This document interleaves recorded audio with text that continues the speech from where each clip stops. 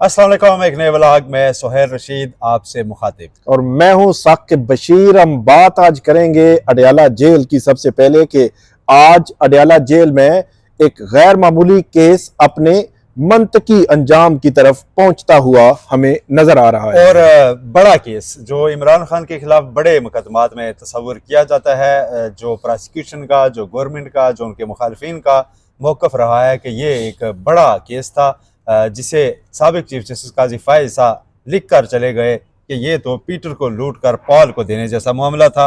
और फिर नैब ने उसी पर केस भी बनाया और यही इबारत रिप्रोड्यूस की 190 मिलियन पाउंड स्कैंडल, जिसे शुरू में अलकादर ट्रस्ट केस कहा गया। फिर हुकूमत और नैब की ख्वाहिश आई कि इसको अलकादर ट्रस्ट ना कहा जाए और 190 मिलियन पाउंड स्कैंडल। और आपको क्या लगता है, सबसे पहले हम बात तो करेंगे, क्या लगता है कितने अरसे में अब फैसला आ सकता है? मेरा ख्याल है अब कल भी फैसला आ सकता है। अच्छा, और जी कल या कल के बाद किसी दिन भी? किसी भी वक्त कल या फैसला भी आ सकता है और कल फैसले की तारीख भी आ सकती है। लेकिन अगर उससे बचने की एक ही सिचुएशन है, हाँ, कि पीटीआई के वकला कल ना आए या आकर वो थोड़े दलाइल दें और थोड़े के हम ये हो सकता है। क्योंकि नाजरीन, डायरेक्ट हम अब आपको अडयाला ले चलते हैं, लेकिन इसी के साथ हमारा जो दूसरा टॉपिक होगा वो बड़ा इंपॉर्टेंट है।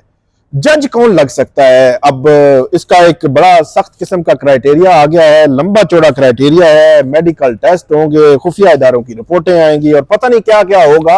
हाई कोर्ट्स, मतलब इस्लामाबाद हाई कोर्ट समेत चारों सूबों की हाई कोर्ट्स में जज लगने हैं और हिस्सा बकदरे जुस्सा जो ऐसे लगता है कि सब ने अपने अपने जो है वो जज और नॉमिनी लेकर आगे हैं। और आपको पिछले दिनों पता चला होगा कि बड़े नाम जो है वो आगे पीछे गर्दिश कर रहे हैं कि कौन कौन जज लगेगा, लेकिन उसका क्राइटेरिया सामने आया है, उस पर हम दूसरे सेगमेंट में बात करेंगे। हाँ, और उसमें खबर ये है कि जो नाम सामने आए थे वो अब नाम फाइनल नहीं है, नाम दोबारा आएंगे। पहले मेरा ख्याल है अडयाला जेल को निपटा लेते हैं। अडयाला जेल निपटा लेते हैं। 190 मिलियन पाउंड केस की समाअत आज एहतसाब अदालत के जज नासिर जावेद राना ने की है और सोहेल साहब तकरीबन 4.5-5 घंटे ये समाअत जो है वो जारी रही है। और जज के लिए नामजद नैब के प्रोसिक्यूटर बड़ी मशहूर शख्सियत हैं और बड़े वो कॉम्पिटेंट भी हैं, काबिल भी हैं। अमजद परवेज साहब इससे कबल जो है वो कैप्टन सफदर मरियम नवाज के वकील भी रहे हैं, चौधरी परवेज इलाही के वकील भी रहे हैं। अच्छा, ये पहले प्रोसिक्यूटर मैंने देखे हैं, कम से कम को 3-4 दफा मैंने ये सुना है इमरान खान साहब से कि यार आप अच्छे वकील हैं, मतलब प्रोफेशनल साइड उन्होंने कभी सियासी बात नहीं की ना।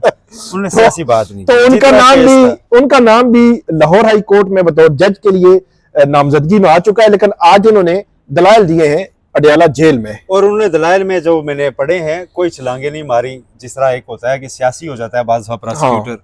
उन्होंने ये नहीं कहा कि ये डकैती होगी, वो जितना एक केस कानून में जो कुछ है वो उन्होंने उसकी आड़ में रह के उसकी सपोर्ट में जितनी गुफ्तगू कर सकते थे वो उन्होंने की है। और अमजद परवेज ने अगर इतनी ही गुफ्तगू की है तो ये फिर अच्छा हाँ, अच्छा, तो अमजद परवेज लेकिन सजा तो पक्की है। सजा तो मतलब ट्रायल कोर्ट से सजा ना होना मेरे ख्याल में कोई, आप समझे कि एक इनकलाब होगा। कि मैंने आज अपने पहले व्लॉग में भी कहा था कि सियासतदानों के केस जब ट्रायल कोर्ट में जाते हैं, नैब के बिलखुसूस, पहली तो ये होती है सूरत के वो चले ही ना, 10-10 साल गुजर जाए, उनका कोई फैसला ना हो और फिर रिकॉर्ड गुम हो जाए या कुछ हो जाए। जिनके चलते हैं फिर वो सजा पर ही मुंतज होते हैं और फिर जिसको सजा मिलती है वो आज तक हाईकोर्ट में बरकरार नहीं रही सजा। और इमरान खान साहब बड़े हैं, बिल्कुल बड़े फैक्ट्स हैं। और इमरान खान साहब की सजा भी इद्दत केस में सेशन कोर्ट से उड़ गई, वहां बरी हो गए। साइफर केस में इस्लामाबाद हाई कोर्ट ने उड़ा दी और तोशाखाना 1 केस में और तोशाखाना फौजदारी केस में यहाँ सजाएं मुअत्तल हैं। 4 ही ट्रायल मुकम्मल हुए हैं, अब 5वां ट्रायल मुकम्मल होने को है। कल से अदालत ने, जज साहब ने कहा है कि इमरान खान और उनके बुशरा बीबी के वकला दलाइल शुरू करें। अब यही हमने डिटरमिन करना है। एक तो आपने जो बात की कि कल वकला कहें कि उनको कोई मसरूफियत है, वो नहीं आ सके या कुछ वजह से लिंगर ऑन कर लें, या कल जाएं और आर्गुमेंट शुरू करें और कुछ दिन ले जाए। वैसे मुझे ये लगता है कि अब वो लिंगर ऑन करने के मूड में नहीं। अच्छा, अगर ऐसा होता तो वो अपना डिफेंस पेश करने का बयान कायम रहते और उसमें गवाह पेश करते और वक्त लेते। गवाह वैसे पेश नहीं किए, एंड टाइम पे इमरान खान साहब ने अपने जो दिफा में गवाह लाने थे, वो हमारे लिए बहरहाल बड़ी खबर थी कि कौन होंगे गवाह। हमने बड़ा डिस्कस भी किया था, लेकिन बिल्कुल आखिरी लम्हे पे उन्होंने वो गवाह ना सही, हाँ। जो 15 गवाह प्रोसिक्यूशन ने गिव अप किए हैं, बिल्कुल। उनको पेश करने की जो दरखास्त उन्हें दी हुई है उसको वो प्रेस करते, उसको प्रेस करते, वो भी नहीं करते। इसी तरह मामला लिंगरान हो जाता। हाँ। तो अब सोहेल साहब जो सारा जो बाल है वो इमरान खान और बुशरा बीबी की लीगल टीम के हाथ में है। जिस दिन मतलब कल अगर वो दलाइल मुकम्मल करते हैं तो फिर आप ये अगले 1-2 दिनों में फैसला आने को है। अगर वो दलाइल आगे बढ़ाते हैं, कल भी करते हैं, 2 दिनों के बाद भी करते हैं, इस हफ्ते मुकम्मल नहीं करते, मतलब जिस लम्हे उनके दलाइल मुकम्मल होंगे उससे 1 या 2 दिनों के बाद फैसला आ जाएगा। कल दलाइल मुकम्मल करते हैं तो अगले 2-3 दिनों में फैसला आ सकता है। अगर इस हफ्ते करते हैं या नेक्स्ट वीक करते हैं तो उसके बाद भी इसी तरह की सिचुएशन आ जाएगा। और मैं क्यों कह रहा हूं कि उनके वकला ये केस हाईकोर्ट लाना चाहते हैं, क्योंकि मेरी उनसे बात हुई थी। ठीक है, अच्छा। हाँ। ये आप इंफॉर्मेशन बेस्ड बात कर रहे हैं। बेस्ड बात कर रहा ठीक है, उनका ये मौकफ था कि नैब ने चूंकि इसमें कोई नया एविडेंस नहीं दिया, ठीक है, नैब ने जब हमने जमानत ली थी हाईकोर्ट से तो जिस स्टेज पे केस था उसी पे कंक्लूड किया है। और ठीक। आज जब हम बात करें तो नैब ने अब इस केस में और कुछ नहीं कहना। बिल्कुल, ठीक है। तो उनका ये मौकफ था कि हाई कोर्ट हमारे इस आर्गूमेंट से कन्विंस है कि जो नैब ने विटनेस पेश किए हैं बिलखुसूस सीएफओ साहब हैं, CFO chief financial officer Chief Financial Al-Qadir Officer, university, उसकी स्टेटमेंट के बाद हाई कोर्ट ने ऑर्डर में आपने जब लिख दिया है कि अब ये केस फर्दर इंक्वायरी का है। ठीक है।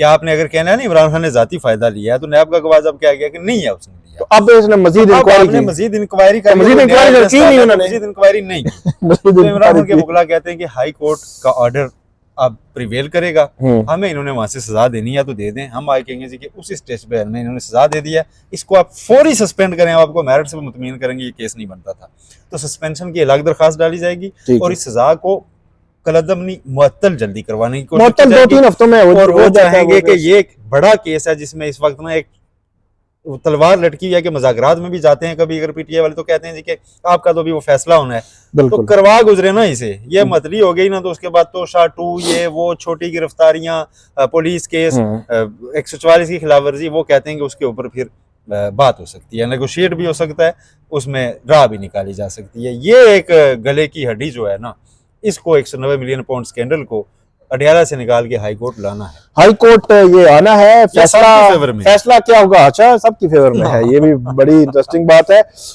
इसमें बज़ाहिर जो वैसे लग रहा है अल्टीमेटली फैसला तो जज साहब नहीं कर रहा है, मेरा ख्याल है इमरान खान साहब के लिए सजा तो पक्की वो लग रही है, मतलब होगी मुझे लगता है, लेकिन बुशरा बीबी को भी सजा होगी ये सवाल है, क्योंकि इस केस में सोहेल साहब एक और चीज है कि बुशरा बीबी को अगर सजा होती है तो वो गिरफ्तार हो जाएंगी, तो प्रोसिक्यूशन दौड़ के जनाब वो कहेगी कि जी इनकी तो जो जमानतें शानतें हैं सारी कैंसिल करें, और जो उनके खिलाफ को 2-2.5 दर्जन मुकदमे पिंडी और इस्लामाबाद में अभी 24 नवंबर 26 नवंबर के एहतजाज के में बने हैं, तो उन्होंने गिरफ्तारियां डाल रहे, तो वो एक लंबे अरसे के लिए, बुशरा बीबी, क्योंकि ये भी एक समझा जाता है कि बुशरा बीबी इमरान खान की कमजोरी बन सकती है। बाकी तो वो कहते हैं 500 दिन हो गए हैं तो कुछ नहीं हुआ। नहीं, देखें कमजोरी अब और क्या होगा, लेकिन बुशरा बीबी को अगर सजा नहीं होती हाँ तो मेरी नजर में फिर प्रोसिक्यूशन के लिए ये केस हाईकोर्ट में मजीद कमजोर हो जाएगा, कमजोर हो जाएगा। जब वो आगे कहेंगे जी कि हमारे को एक्यूज को बरी भी किया है और बाकी 7-8 को एक्यूज इश्तिहारी हैं। सही। जमीन जिसके नाम ट्रांसफर हुई वो भी अदालत के सामने नहीं है, जुल्फी बुखारी। जमीन दूसरी जिसके नाम ट्रांसफर हुई, इसने खरीदी फरा, वो भी नहीं अदालत के सामने नहीं है, जिसको फ्रंट पेन कह रहे हैं। हाँ, जिसकी रकम थी जिसने बरतानिया में रखी हुई थी वो भी अदालत के सामने नहीं है।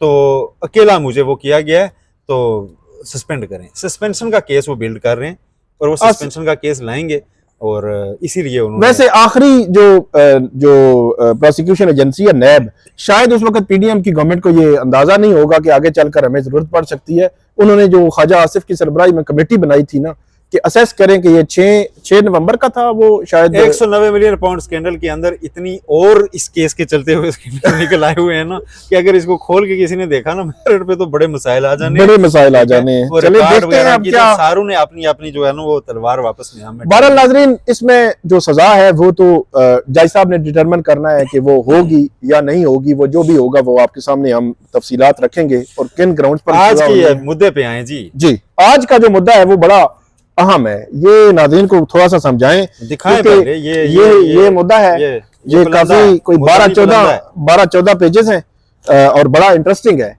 और इसमें इसकी पहले अहमियत बता दूं, अहमियत बताएं। आपके मुल्क में जितने भी जजेस लगते हैं सबको क्वेश्चंस रहते हैं, जितने भी हाई कोर्ट जो बाद में सुप्रीम कोर्ट आते हैं, जी आला अदलिया हाई कोर्ट के जजेस, ना डिस्ट्रिक्ट जुडिशरी वाले, वो तो बेचारे इम्तिहान देकर आते हैं। जो ऊपर आते हैं ना, ठीक है, इनकी साफ शफाफ हो अपॉइंटमेंट, ये सारा मामला। और इस वक्त 26वीं तरमीम के बाद तो वैकेंसीज हैं। सुप्रीम कोर्ट में 18 जजेस आने हैं, चीफ जस्टिस काजी फायसा की सीट खाली है, 17 नए आने हैं, ठीक है। हाई कोर्ट्स में अपॉइंटमेंट्स होनी थी और कुछ दिन पहले आपके सामने रखे थे हमने, नए नाम आए हैं और हर किसी ने अपनी अपनी मर्जी का दे दिया। फिर वो डॉन ने कल बड़ा अच्छा स्टोरी छापी है कि 6 ऐसे हैं लाहौर हाई कोर्ट के जिनके बाप दादा भी, अजदाद भी जो है ना जज थे, ठीक है। उसके ऊपर बड़ी सोशल मीडिया पे सवालात उठाए जा रहे हैं। तो कमेटी बनी थी रूल्स मेकिंग के लिए कि रूल्स भी तो कोई बना लेना कि किसको लाना है किसे नहीं लाना। वो रूल्स का इब्तिदाई ड्राफ्ट है ये जो आपके सामने साकिब बशीर साहब। रूल्स मतलब ये है कि जज कैसे तैनात होने हैं, मोटा मोटा बताएं क्या। वैसे हम उसमें बहुत जो है इंडेप्थ नहीं जाते, बल्कि आम सादा आवाम के लिए, सादा अल्फाज में लोगों को समझाएं। पहले तो वो कह रहे हैं जी 13 मेंबर हैं इस जुडिशल कमीशन के, उनकी वो जो रूल्स कमेटी है उसने ये कमीशन पे छोड़ा है कि इसकी खुफिया जो वोट है वो डाला जाए। मतलब कि किसी एक को नामजद किया गया है तो उसके लिए 13 बंदे वोट करें, अगर 7-8 वोट 7 बार वोट मेरे ख्याल में मेजॉरिटी वोट आ जाए तो उसको जज लगा दिया जाए। तो ये खुफिया हो, तो खुफिया क्यों, मतलब ऑप्शन रखा गया है ना। आपको पता है कि पीछे काफी अरसा आप कहते रहे जी कि किसी ने अपने आप को वोट दिया हाथ खड़ा करके, तो आपको पता नहीं चलेगा, खान अब पता नहीं चलेगा। उन्होंने अपने आईनी बेंच में आना था तो उस आईनी बेंच के लिए, वो आईनी बेंच के सरबराह के लिए, हाँ वैसे उनका ये भी ठीक है कि बाकियों ने भी तो खुद को वोट दिया। चलें, तो उसमें यह है कि आप जजेस की अपॉइंटमेंट पे एक और मामला होता है ना कि उसमें बाज वकला जो हैं आपके मतलब बड़े अच्छे वो जान पहचान वाले हैं या इस तरह, या उनको पता नहीं चलना चाहिए कि मैंने आपको वोट दिया था या नहीं दिया था।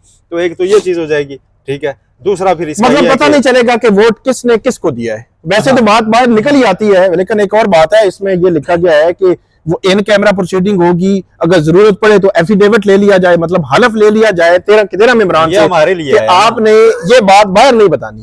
तो हमें बहुत सारे मेंबरान ऑफ द रिकॉर्ड बता देते हैं, हम फिर घुमा फिरा के आप तक पहुंचा देते हैं। तो वो कह रहे हैं हलफ देंगे कि जो भी डेलिब्रेशंस होगी वहां पे उनको आप नहीं करना, वो हमें ना बताएं। ये जो ज़हनी सेहत आगे क्या लिखा हुआ है आपने, ये मेडिकल और फिजिकल जो टेस्ट है या रिपोर्ट सर्टिफिकेट है वो चाहिए होगा। जो जज लगेगा उसका दिमागी तवाजुन चेक कराया जाएगा कि ये वैसे कोई केमिकल लोचा तो नहीं है। अच्छा सुहेल साहब, एक इन्होंने ये लिखा है कि उसकी नॉमिनेशन में लंबी चौड़ी आगे डिस्कशन करेंगे कि उसका एक बाकायदा होता है फॉर्म बनाया गया और ये वो।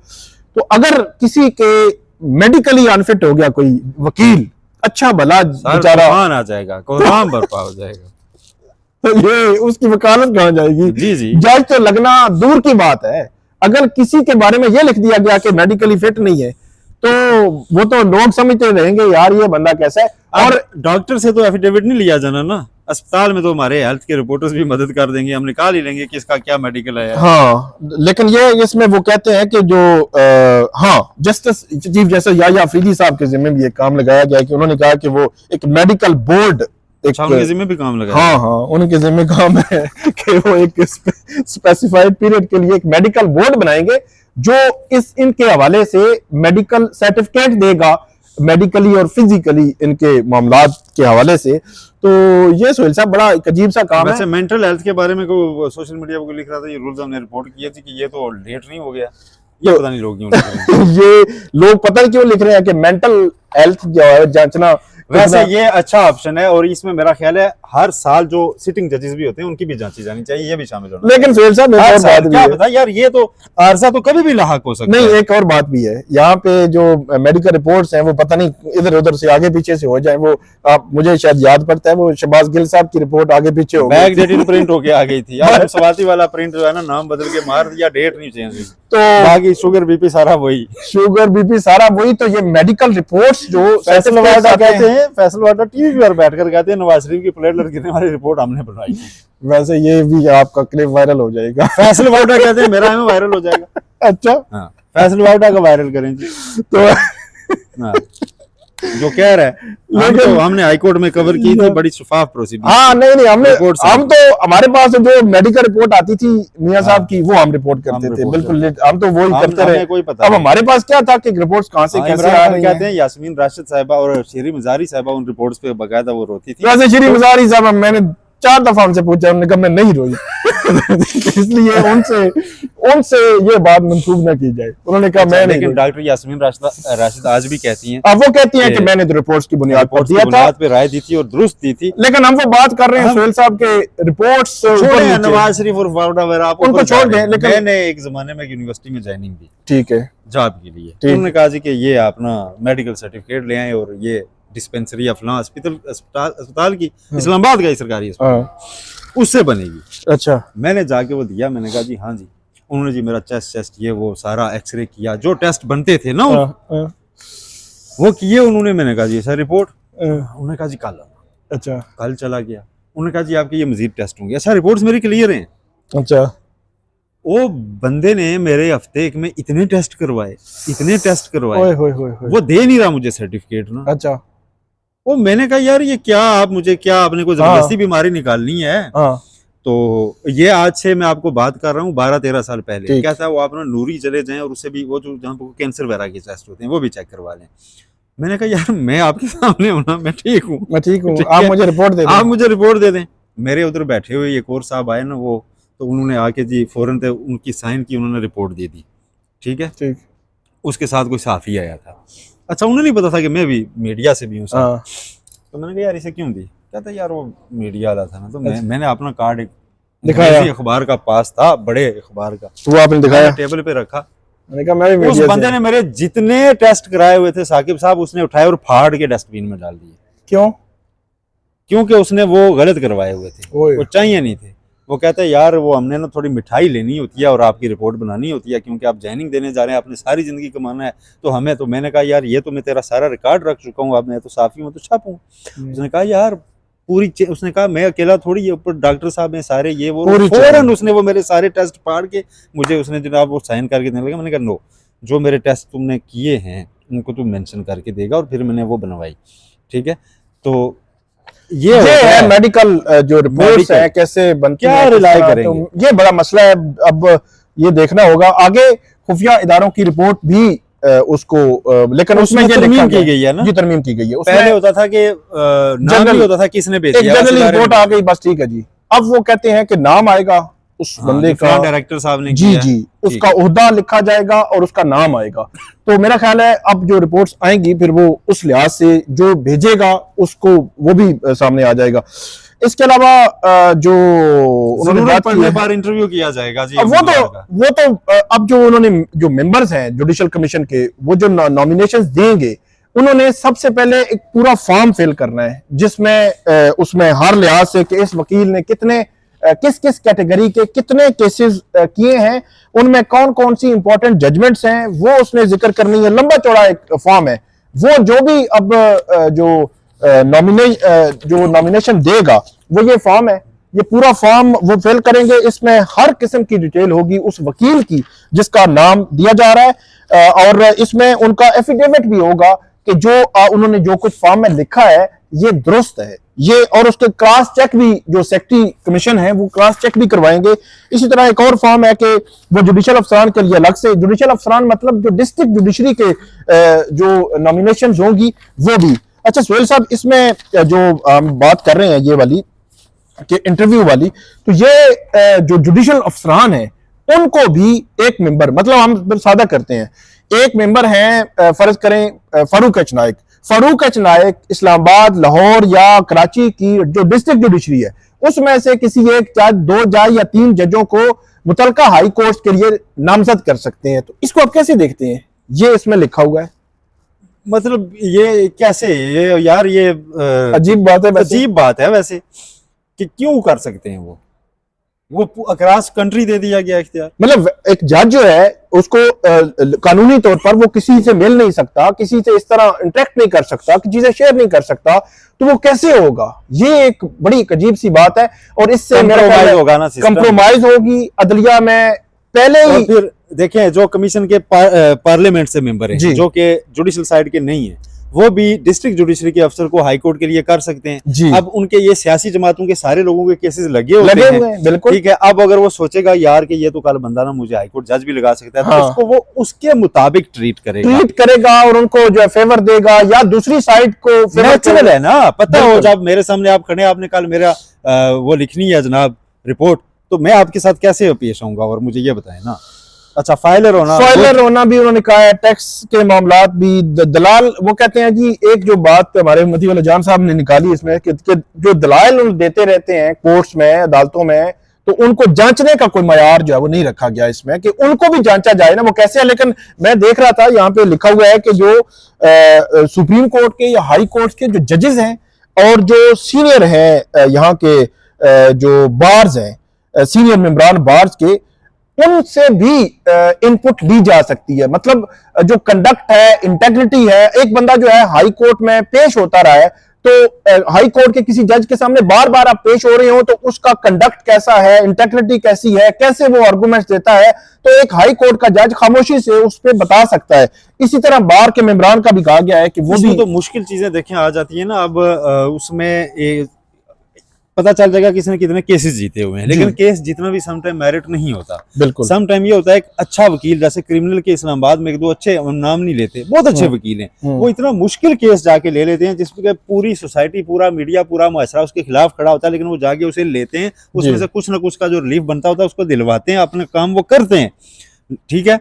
अब वो केस जीते नहीं होते, उस बंदे को सजाए मौत भी हो जाती है, उम्र कैद भी हो जाती है, ठीक है, लेकिन उसकी फैमिली वाले जो सारे उस पर्चे में होते हैं उनको कम से कम वो बचा लेते। तो अब उसको केस जीता हुआ तो नहीं कहते, लेकिन वो बंदा तो काबिल होता है। बिल्कुल। आखिरी बात सुहेल साहब, दर्जनों के हिसाब से नाम आ चुके हैं लाहौर हाई कोर्ट के लिए, इस्लामाबाद, पेशावर, सिंध, नॉमिनेशंस आ चुकी हैं, उनका क्या फ्यूचर है? उनका फ्यूचर खत्म सर, क्योंकि अब जो है वो आपने वो फॉर्म फिल करना है, पूरा एफिडेविट देना है और उसके बाद जमा करवाना है। जी दोबारा आएंगे, दोबारा, और ये दोबारा आएंगे। मतलब 21 दिसंबर को कुछ नहीं होता नजर आ रहा। जमाल मंदोखेल ने जब खत का जवाब दिया था जस मंसूर अली शाह को, तो उसमें भी ये कहा था कि आपने, मुझे पता चला अभी नाम दे दिए, तो पहले रूल्स ड्राफ्ट होने दें, उन रूल्स की रोशनी में आपने नाम देते तो ज्यादा बेहतर होता। अब जो है ना 21 को इन रूल्स की मंजूरी होनी है, दोबारा नाम मांगे जाएंगे, वो दोबारा आएंगे। वैसे मैं ये समझता हूँ कि ये जो क्राइटेरिया बनाया बहुत अच्छा है वैसे ओवरऑल, ठीक है, ओवरऑल ये अच्छा क्राइटेरिया है।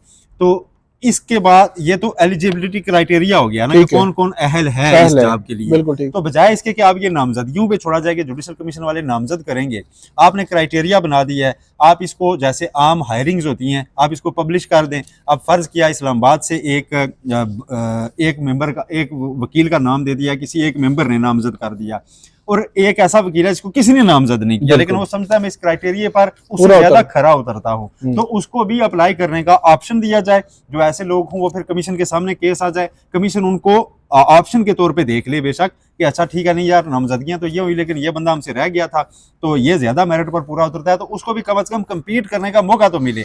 एक बंदा फर्ज किया अगर मैं वकील बन गया, मैं प्रैक्टिस करता रहा, मैंने सारे केस जीते, बड़ी अच्छी इंटेग्रिटी, कोई दबाव नहीं लिया, लेकिन मुझे कोई नॉमिनेट नहीं कर रहा। क्यों? क्योंकि मैंने ना किसी नून लीग को कभी खुश किया, ना मैंने कभी पीटीआई को खुश किया, मैं तो अपना केस करता रहा, ठीक है जी, तो उसमें मेरा नाम किसी ने नहीं दिया, तो क्यों मैं जुडिशरी में ना आ सकूं? पब्लिक भी राय दे सकती है इस पे। 20 पब्लिक की राय मांगी गई है, पब्लिक की राय मांगी गई है, ये सबसे आम है कि पब्लिक भी राय दे सकती है कि कैसे। वेबसाइट पे आ गया सुप्रीम कोर्ट की, आप जाके रूल्स देख सकते हैं, आपने जो इनपुट देना है आप दीजिए कि इसमें जी ये चीजें शामिल करें, और उनको ज़ाहिर है फिर कंसीडर भी किया जाएगा। अगर राय मांगी गई है तो पब्लिक बताएगी जी हमारे जज कैसे होने चाहिए। ये पहली बार एक अच्छी चीज हुई है, और ये कल इनिशिएट किया गया था सुप्रीम कोर्ट में चीफ जस्टिस की ज़ेर-ए-सदारत मीटिंग में कि हम पब्लिक फीडबैक के लिए एक वो अलग से जुडिशल परफॉर्मेंस के ऊपर, जुडिशल परफॉर्मेंस के ऊपर खोल रहे हैं। मेरे ख्याल में फिर तो पता नहीं क्या होगा। पोर्टल बना दे और फिर पोर्टल बना दे, पोर्टल फिर भारी जाएगा। बहुत शुक्रिया सुहेल रशीद साहब, हमने बड़ी तफसील के साथ नाज़रीन बताया अडयाला जेल में क्या चल रहा है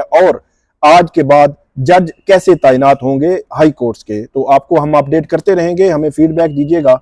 अल्लाह हाफिज।